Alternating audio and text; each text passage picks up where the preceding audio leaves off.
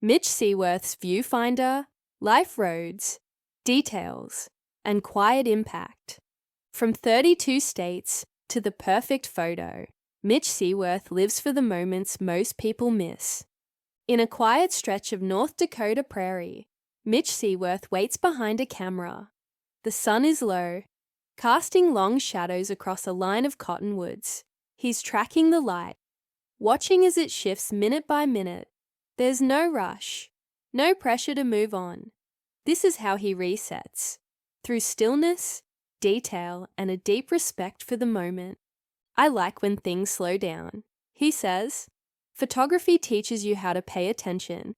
From road trips that cover thousands of miles to volunteer shifts at animal shelters, Mitch's life isn't loud, but it is full.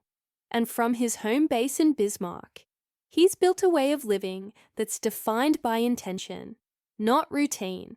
For Mitch, travel started young. His family treated summer like a challenge. How many national parks could they fit into one trip? What state line would they cross next? By the time he was out of high school, Mitch had visited more places than most people do in a lifetime. We didn't do fly-in vacations, he says. We drove. That's what made them legendary. Those drives weren't just about destinations. They were about the in-between.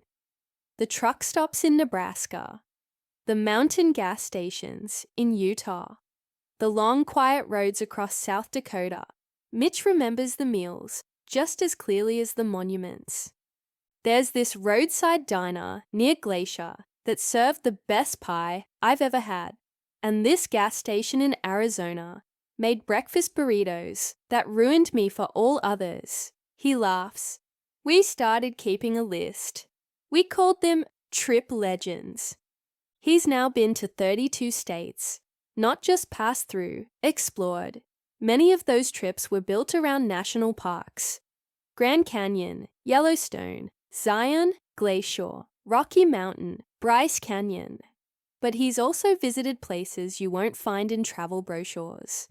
Ghost towns in Nevada, scenic byways in Idaho, local museums in Kansas. One of his favorite routes, driving through Montana during early fall, he says, the colors, the air, the open space, it sticks with you. Many of Mitch's trips also follow a personal tradition, visiting Major League Baseball stadiums. So far, he's seen the Minnesota Twins at Target Field, caught a game at Seattle's T-Mobile Park, cheered for the Diamondbacks at Chase Field, and watched the Dodgers in Los Angeles. He's also been to Cactus League spring training in Arizona. You get this mix of serious fans and casual families. The games are smaller, more relaxed. It's like baseball unplugged, Mitch says. But what sticks with him isn't just the stadiums. It's the people. There's something about bonding with strangers over a team, even if it's just for a night. You share snacks, high fives, the whole thing. It reminds you how connected we are. Travel may have sparked Mitch's love for photography, but it's grown into something deeper. What began as snapshots on road trips has become a regular practice.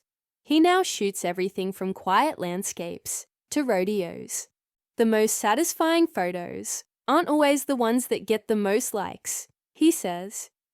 It's the ones where I remember what it felt like to be there.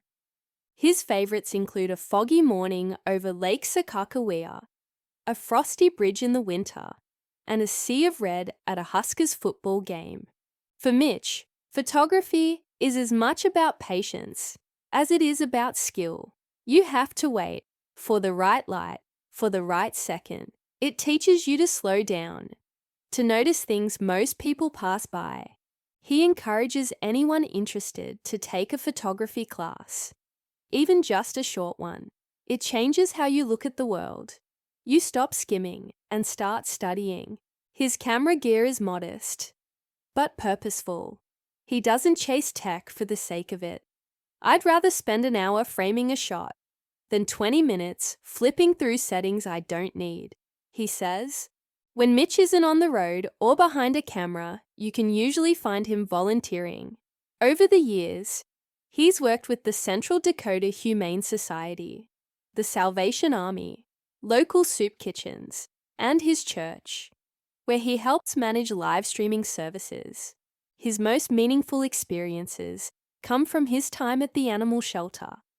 I've seen animals come in scared and silent, and leave full of personality, he says. It's rewarding in a way that's hard to describe. Mitch is a strong advocate for animal adoption. Shelters are full of great animals who just need a chance. If people spent even 5 minutes meeting them, I think they'd see it differently. He says, volunteering for him isn't about recognition. It's about showing up. You don't need to fix everything, he says. But if you can help in one small area, that matters. Outside of travel, photography, and volunteering, Mitch keeps his life pretty low-key. He enjoys fishing, something he's done since age 3, as well as slow-pitch softball, golf, and cooking. I like routines that don't feel like routines, he says. Cooking a good meal, taking photos during a walk, helping out with something in the community. They keep me grounded. He rarely watches TV, but enjoys documentaries and live sports. He's also a fan of March Madness, the Fiesta Bowl, and the College World Series. Not just for the games, but for the energy. You see real emotion at those events, he says. The stakes are high, but it's also just a bunch of people doing what they love. Mitch Seaworth's story isn't one of loud accomplishments or viral moments.